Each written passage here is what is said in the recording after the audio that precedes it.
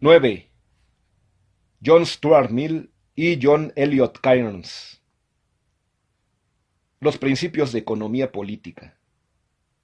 Hay una edición española, traducida de la edición Ashley de 1909, Fondo de Cultura Económica, México, 1943. Esta obra de John Stuart Mill, 1806 a 1873, es el libro más leído por el economista ortodoxo, después de La riqueza de las naciones.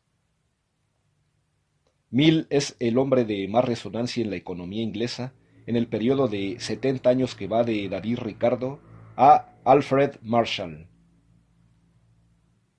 Pocos autores han ejercido mayor influencia sobre el pensamiento anglosajón. Precocidad extraordinaria. Recibió de su padre, James Mill, el historiador y filósofo, una educación intelectual tan rigurosa que todavía produce asombro. Mill, el viejo, es famoso sobre todo como tutor de su hijo, incomparablemente más célebre. Según lo describe el último en su autobiografía, su educación formal comenzó con el estudio del griego cuando solo contaba 3 años, y lo prosiguió durante los 12 años siguientes. Con motivo de este experimento educativo extraordinario, el precoz joven leyó con profusión los clásicos y las obras históricas más generales.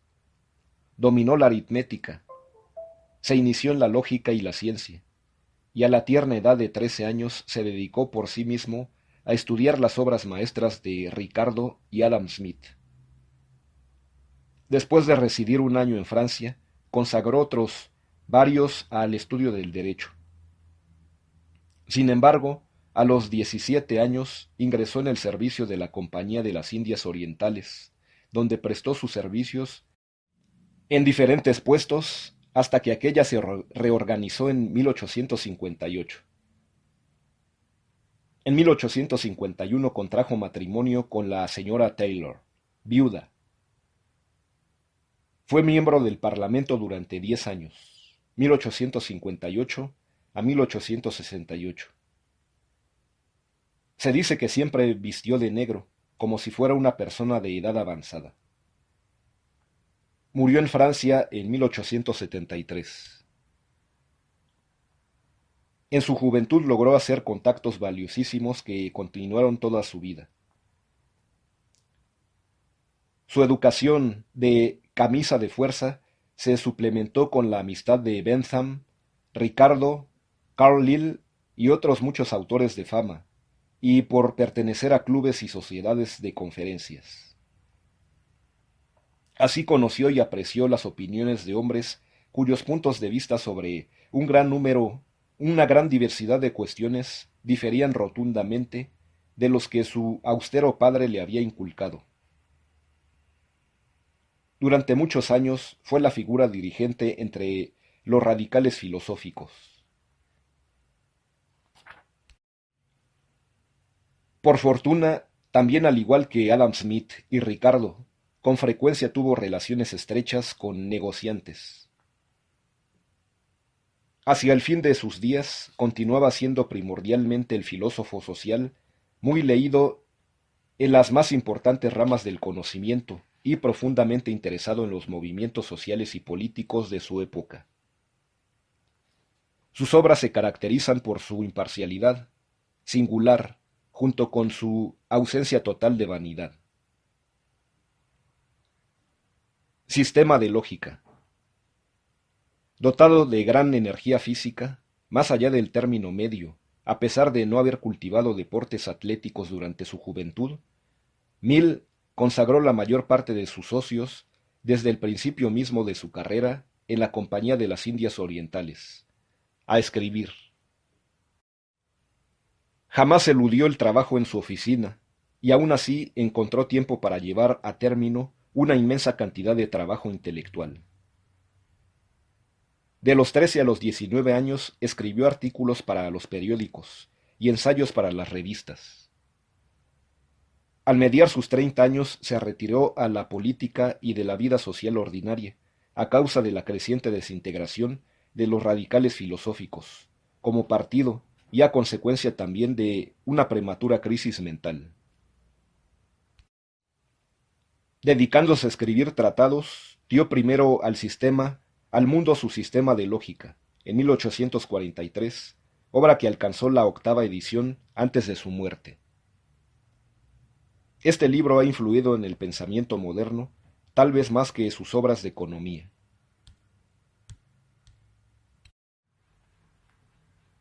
El éxito inmediato del sistema de lógica le aseguró un editor en 1844 para una colección de ensayos sobre algunas cuestiones no resueltas de economía política inciertas, escritos mucho tiempo antes, y le animaron a emprender la ejecución de una obra completa de economía.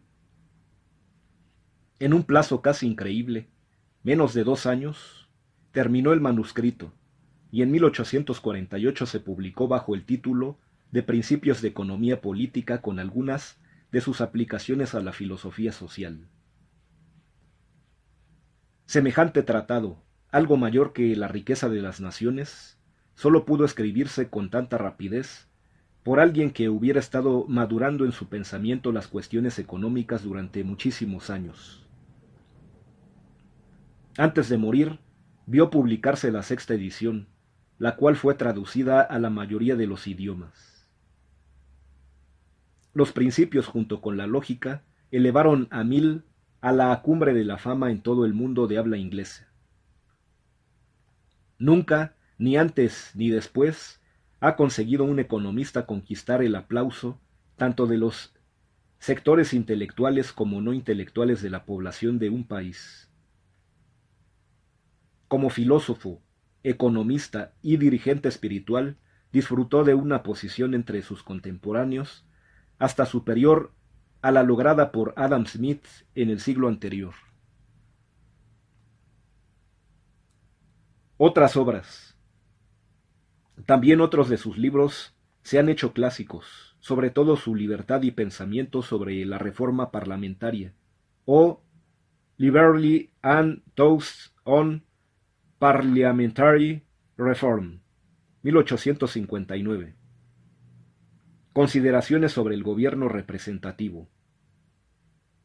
Considerations on Representative Government, 1861. Y Utilitarismo. Utilitarism, 1863. En 1864 aparecieron Comte y el positivismo. En 1868, Inglaterra e Irlanda. Y en 1869, Sumisión de las mujeres, que es una defensa de los derechos de las mujeres basada en argumentos proporcionados por su esposa. Después de su muerte, en 1873, se publicaron otros 3 ensayos aprovechando los materiales que dejó. Autobiografía, en 1873. 3 ensayos sobre religión, 1874, y capítulos sobre el socialismo, en 1879, en el que puede advertirse la madurez de sus opiniones sobre economía. Se ha publicado en 5 gruesos volúmenes una colección de algunos de sus ensayos y artículos de revistas, con el título de Disertaciones y Estudios. Para publicar todos sus ensayos y artículos en forma de libro, se necesitarían al menos otros 5 volúmenes. Ampliación de la esfera de la economía. En los principios de economía política, Mill intentó sin pretensión de originalidad, como él mismo admitió, escribir un tratado destinado a sustituir en el uso popular la riqueza de las naciones, ya que juzgaba el libro de Adam Smith como anticuado en muchas de sus partes, y en todas ellas imperfecto. Revisar página 28. Lo mismo que en su famoso predecesor, escribió para el hombre común y no para los especialistas. Al igual que él, también intentó asociar los principios de la economía política con sus aplicaciones y poder así utilizar consideraciones mucho mayores que las que habitualmente están asociadas al terreno de la teoría económica pura. Como se manifestó en el prefacio, intentó ofrecer al público un volumen, diferente del de todos los tratados de economía política que se han publicado en Inglaterra desde la obra de Adam Smith. Página 27. Mill era un ardiente reformador social.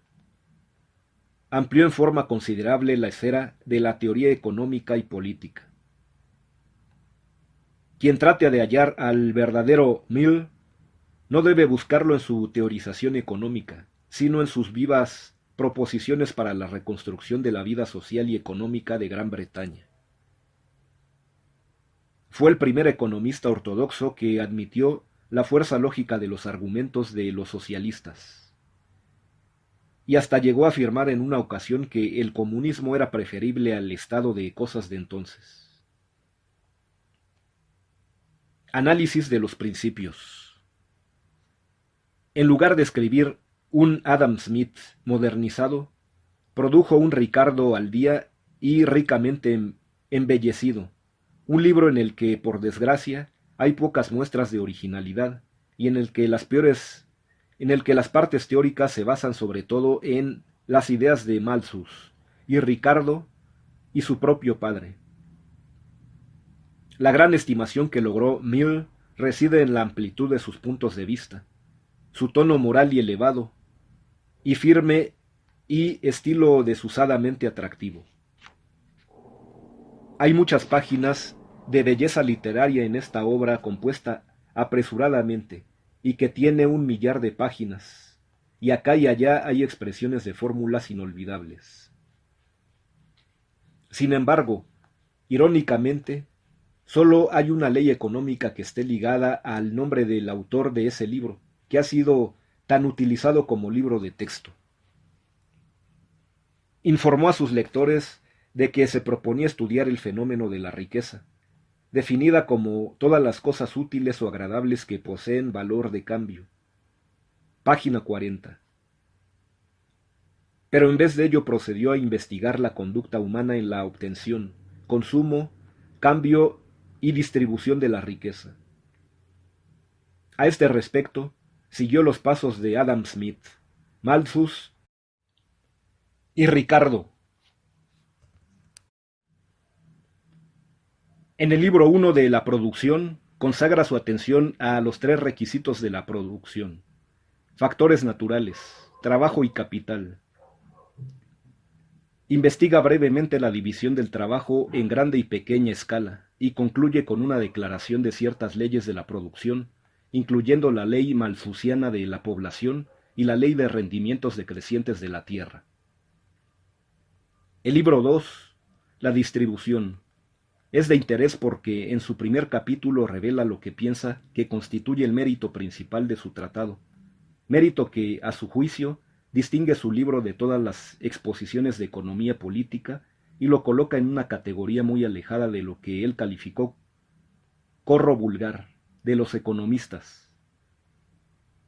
Afirmó que las leyes de la producción eran inmutables porque se basaban en hechos naturales inalterables, en tanto que las leyes de la distribución no eran en modo alguno inexorables, sino que estaban sometidas al dominio de la humanidad.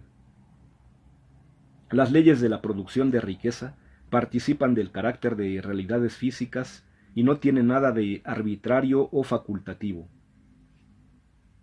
Por ejemplo, la ley de rendimientos decrecientes, que calificó como la proposición más importante en economía política, no era susceptible de modificación, pero al contrario, la sociedad puede cambiar las leyes por las cuales puede realizarse la distribución de la riqueza.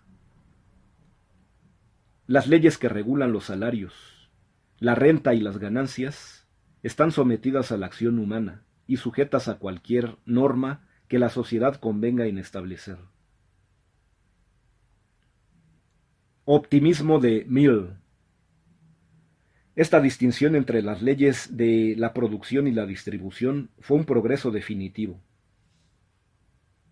Lo que Mill no acertó a comprender fue que las leyes de la producción pueden asimismo alterarse en cierta medida por la acción del individuo o de la sociedad. pero para él la conclusión más importante era que el hombre podía reducir tanto la desigualdad existente en la producción, en la propiedad de la riqueza, que al final todos los miembros valiosos de la sociedad, incluyendo a los trabajadores, tendría garantizada su seguridad y un bienestar razonable. Por tanto, no participaba de los tristes puntos de vista de Malthus y Ricardo respecto al futuro de la sociedad y que había dado lugar a que la economía se llamase la ciencia lúgubre. La inmensa mayoría de los economistas ortodoxos anteriores sostenía que el sistema económico actuaba de acuerdo con leyes fijas, sin importar lo erróneo que pudiera ser, y que por consiguiente cualquier intento de intervención no haría sino empeorar la cuestión. El optimismo de Mill se debió en parte a los argumentos de los reformadores sociales, en parte a su propia naturaleza y en parte al rozamiento persuasivo de la que fue después su esposa. En su capítulo Consideraciones ulteriores sobre los remedios para los bajos salarios, 13, página 381 a 393, expresó su firme creencia en que los hombres llegarían algún día a convertirse en seres humanos mucho más inteligentes. Se reprimirían los instintos sexuales y disminuiría el índice de natalidad. El único método seguro de abolir la pobreza es la restricción de la población. Teorías originales de Mill. En el libro 3, El cambio, hizo su aportación más perdurable y original a la teoría económica. En lo esencial, ese libro es una refundición de Ricardo. Pero a Mill cabe reconocerle la teoría de los costos conjuntos en la producción, la aplicación de la teoría cuantitativa del dinero al papel moneda convertible, la mejor exposición hasta entonces de la naturaleza y servicios de la especulación, la doctrina de que el comercio internacional descansa en la demanda y la oferta. Esta es su famosa ley de la ecuación de la demanda internacional. Ricardo no había pasado de considerar diferencias en los costos comparativos, y la declaración establecedora de que el valor tiende a oscilar cerca de ese punto de equilibrio en que la cantidad de productos ofrecidos es igual a la cantidad demandada. Mas en el primer capítulo de este libro, Mill hizo una declaración de lo más desafortunada. Afortunadamente, aseguró, no queda nada que aclarar en las leyes del valor, ni para los escritores actuales, ni para los del porvenir.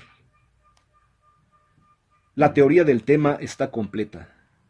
Página 412. ¿Sería este el caso? Enfoque dinámico. Con el libro cuarto, Influencia del progreso de la sociedad sobre la producción y la distribución, llegó Mill a la división segunda y final de sus principios. Como declaró en el capítulo primero, las tres partes anteriores incluyen un examen, tan detallado como lo permiten los límites que nos hemos fijado, de lo que por una afortunada generalización de una frase matemática se ha llamado estática del asunto. Hemos recorrido el campo de los hechos económicos y hemos examinado qué relación de causa a efecto existe entre ellos, qué circunstancia determina el volumen de producción, de ocupación para el trabajo, del capital y de la población, qué leyes regulan la renta, las ganancias y los salarios, bajo qué condiciones y en qué proporciones se cambian las mercancías entre los individuos y entre los países. Hemos obtenido así una vista de conjunto de los fenómenos simultáneamente. Todo esto, sin embargo, solo nos ha enseñado las leyes económicas de una sociedad estacionaria e invariable. Tenemos aún que examinar la situación económica de la humanidad como expuesta a cambio.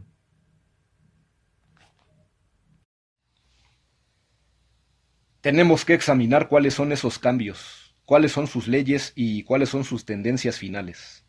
añadiendo una teoría de movimiento a nuestra teoría de equilibrio, la dinámica de la economía política a la estática. Página 691. No fue, ni mucho menos, el primero que distinguió entre problemas estáticos y dinámicos. Sin ir más lejos, Ricardo había hecho la misma cosa en el campo de la distribución, distinguiendo entre tendencias a corto y a largo plazo. Sin embargo, Mill, que consideraba la economía fundamentalmente como un estudio de medios y métodos de conseguir el bienestar humano ulterior, se interesó mucho más en los aspectos dinámicos de su estudio que en los estáticos. El progreso industrial fue descompuesto por él en tres aspectos: aumento de capital, aumento de población y mejoras en la producción. Aproximadamente llegó a la misma conclusión de Ricardo, a saber que la renta a la larga tiende a aumentar, los salarios reales a ser constantes y las ganancias a llegar a un mínimo. A pesar de los ilimitados progresos en las artes de la producción, en un momento dado se llegará a una situación estacionaria, en la que el aumento de la producción material y de la población estarán en reposo.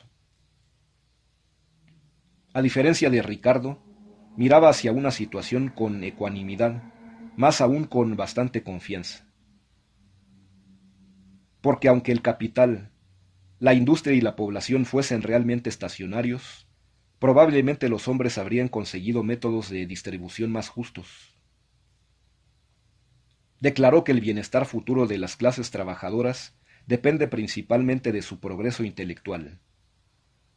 Libro cuarto, capítulo 7, página 1026.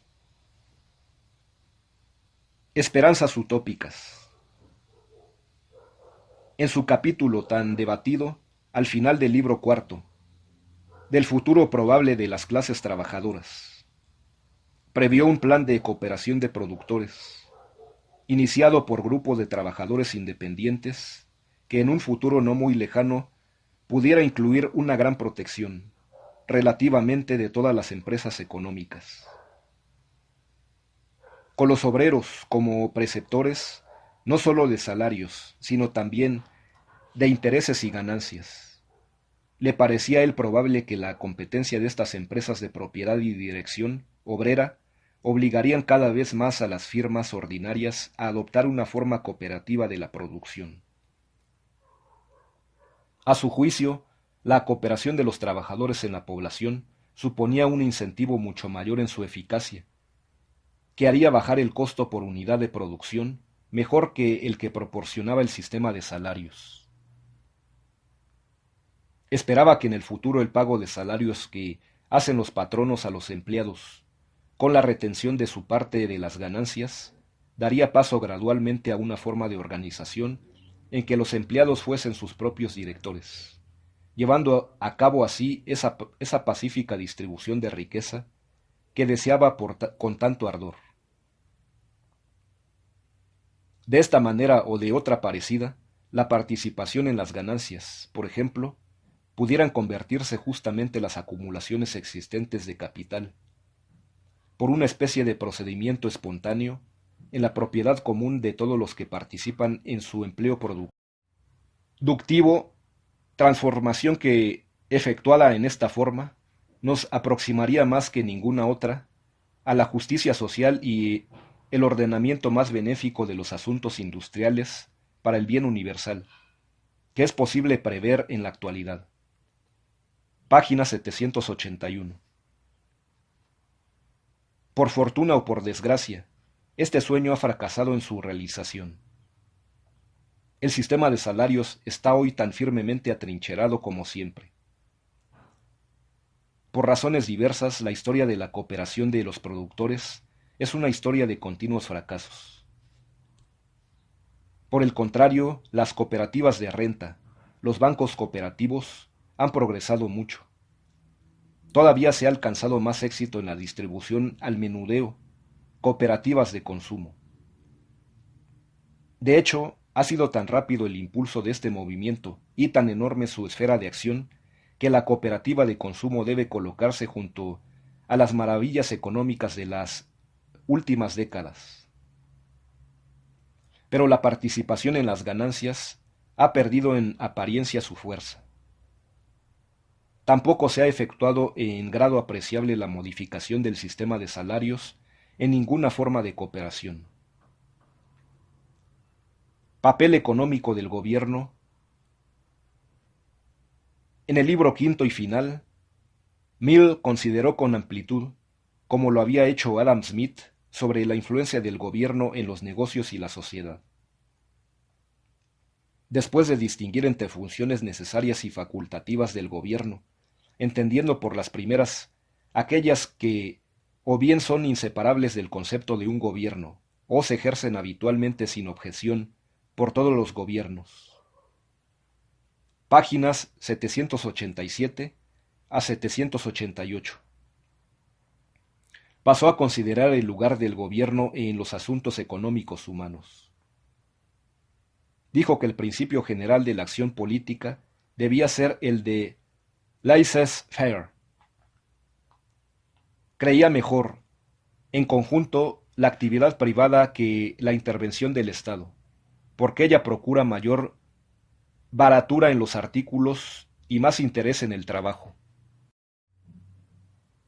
Tiende a la conservación de las instituciones democráticas y ayuda enormemente a la formación del carácter y la personalidad. Se trataba sobre todo de un problema de utilitarismo, más que de aumento o disminución de felicidad humana, tomando en cuenta tanto el presente como el futuro lejano. El Estado debe actuar sólo cuando lo exija el mayor bien del mayor número. Esta intervención tenía dos caras: autoritaria, en la cual el Estado ordena a sus súbditos que hagan determinadas cosas o les prohíbe hacer otras, y no autoritaria, en la que simplemente da consejo o publica información, o establece organismos paralelos a los privados. Libre de la creencia de Adam Smith en la ley natural y muy atento a la crítica socialista del sistema capitalista, Mill se apartó del principio de laissez-faire, mucho más que sus predecesores ortodoxos. Sin embargo, declaró que hay muchas pruebas a favor de quien defiende la intervención autoritaria. Sancionó la importancia fundamental de ayuda estatal a la educación, sosteniendo que las gentes nacen con igual capacidad para el mejoramiento y que las desigualdades económicas se derivan de las diferencias en la educación y el medio. Esta educación debía ser práctica, preparando a los hombres y mujeres para sus deberes como consumidores inteligentes, productores preparados y ciudadanos amantes de la libertad. Defendió la emigración de agricultores a las colonias extranjeras, la venta de la tierra del Estado en pequeñas parcelas con objeto de formar una clase de propietarios de tierras enérgicos y arrendamiento de la tierra estatal a agricultores y asociados agrícolas. También defendió que el Estado se apoderase del incremento no ganado de la tierra, llamado por él indistintamente incremento de renta, accesorio inmerecido y ventaja inmerecida. Por supuesto, esta era una proposición más bien revolucionaria para un economista clásico, hasta el punto de que aún hoy encuentra poca o ninguna acogida en muchos que se consideran ortodoxos. Mill apoyó la distribución de la propiedad por medio de la regulación de impuestos a las herencias. Hasta le parecía deseable el establecimiento legal de una jornada de trabajo más corta, dadas ciertas condiciones que entonces no prevalecían. En cuanto a un mínimo legal para los salarios, no fue capaz de ver las cosas como ciertos reformadores sociales. Tal legislación, dijo, debilitaría en vez de fortalecer el sentido de la responsabilidad entre los padres en la procreación de hijos. En ninguna otra parte es más visible la influencia sobre su pensamiento de la ley malthusiana de la población que en este aspecto. Resumen. Examinada con amplia perspectiva, la economía política de Mill se divide en dos partes. En primer lugar está la reafirmación y armonización de las doctrinas de Adam Smith y Ricardo, junto con la adición de teorías tales como el principio malthusiano y la teoría de la abstinencia de Senior. Se advierten las creencias tradicionales en el propio interés como el único motivo de la actividad económica, en la propiedad privada, laissez-faire, y libre competencia como los mejores procedimientos para dar total expresión al egoísmo y en la validez de conceptos tales como las teorías del costo de producción y el fondo de salarios. Su desusada educación le había preparado para este tipo de razonamiento abstracto, pero sus aportaciones últimas como idealista social fueron concretas y humanas. Mill fue un iniciador en la aplicación del elemento humano a la economía. Su influencia se manifiesta en las numerosas obras en las que se aúna la abstracción y los ideales, y que desde entonces han salido de las prensas, hasta en aquellos libros de texto de economía que forman la base del estudio exigido a muchos estudiantes en este campo particular del conocimiento. El mundo, aunque también tiene alguna deuda con su esposa y con Augusto Comte, debe agradecer principalmente las muy generosas inclinaciones del mismo Mill. Lo que importa en esencia es que sus obras están plagadas de inconsecuencias, que en 1869 hizo su famosa retractación de la doctrina del fondo de salarios, y que en sus últimos años coqueteó con el socialismo, y es muy posible que se convirtiese como algunos suponen, a sus dogmas. La consecuencia es que es el refugio de las inteligencias pobres, dijo Simon Nelson Pathen, un economista norteamericano eminente. Dijo Simon Nelson Pathen, sea o no verdad el hecho de haber concedido siempre mayor importancia al elemento humano como distinto del mecánico, en la economía, es homenaje suficiente para este sabio prolífico. Carnes. La obra de Mill fue en gran parte la refundición de las doctrinas de la escuela clásica inglesa. La mayoría de los comentaristas se inclina también a ver en él la culminación de esta escuela. Pero en último lugar de los clásicos, omitiendo toda mención a las obras de Henry Fawcett, fue hecho por John Eliot Cairns, 1824 a 1875, el más capaz de los discípulos de Mill. Nació en Irlanda y se educó en el Trinity College de Dublín, y fue después miembro del Foro, pero por afición natural se inclinó al estudio de las cuestiones económicas y sociales. En 1856 fue designado catedrático de Economía Política de su alma mater, publicando sus conferencias en forma de libro al año siguiente bajo el título de Carácter y método lógico de la economía política. Desde 1861 a 1866 ejerció una cátedra similar en el Queen's College de Galway. Slave Power, Its Character, Career and Probable Designs, que publicó en 1862. Es una obra maestra del razonamiento deductivo. En 1866 llegó a profesor de economía política en la University College de Londres, dimitiendo en 1872 por causas de salud. A pesar del intenso sufrimiento físico, pudo concluir hacia 1874 su obra más extensa titulada Some Leading Principles of Political Economy, newly expounded. Su paciencia nada común ante la enfermedad irremediable, unida a un vivo interés por los asuntos contemporáneos y su fuerza de penetración intelectual, le convirtieron en el economista más respetado en Gran Bretaña en la época de su muerte, en 1875. Estratificación del trabajo. Cairns es ahora quizá más recordado por su aguda teoría de grupos no competidores de trabajadores. Sus predecesores en el grupo clásico de economistas daban por sentado una movilidad casi completa de la mano de obra. A esta cuestión trajo Cairns una nota discordante pero realista, mostrando que la sociedad se había estratificado en tal forma que en realidad había muy poca movilidad entre los diferentes grupos de obreros.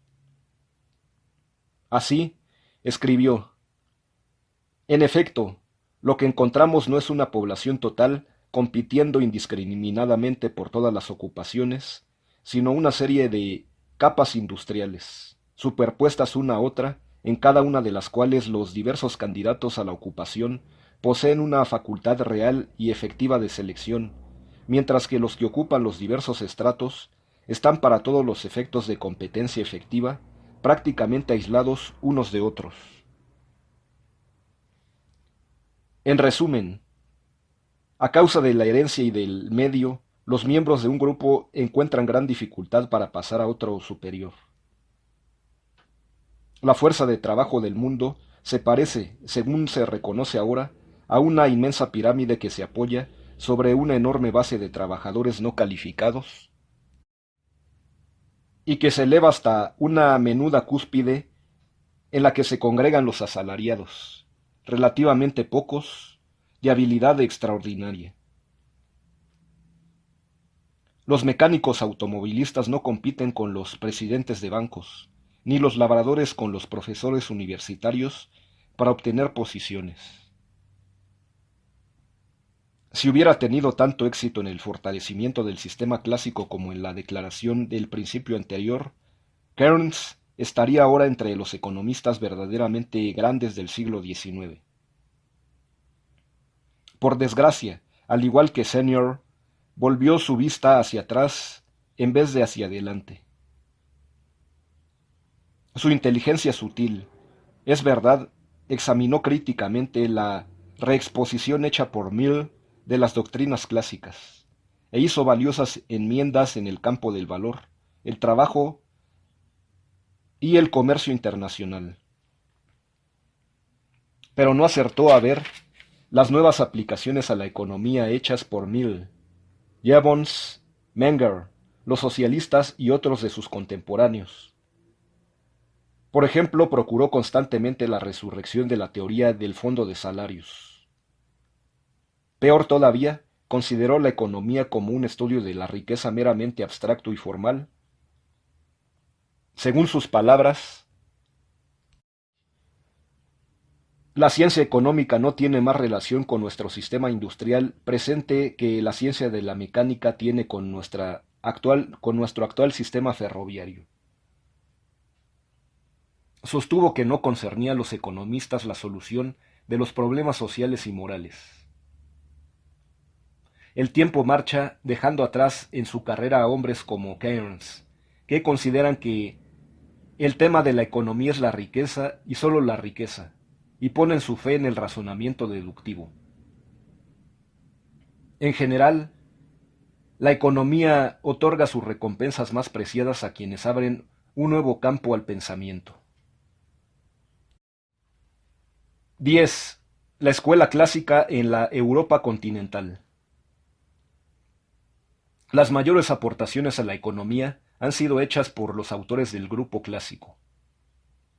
Este grupo se inició con la riqueza de las naciones, y es justo que su último representante de importancia, Cairns, fue oriundo de las Islas Británicas.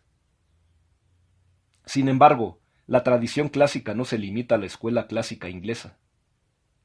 Su interpretación, colaboración y sistematización fue obra en cierta medida de pensadores que vivieron en Francia y esa parte de Europa que ahora se llama Alemania, y en menor cantidad en otras partes del continente. En cierto sentido, la erección del edificio clásico ha sido una empresa de proporciones universales.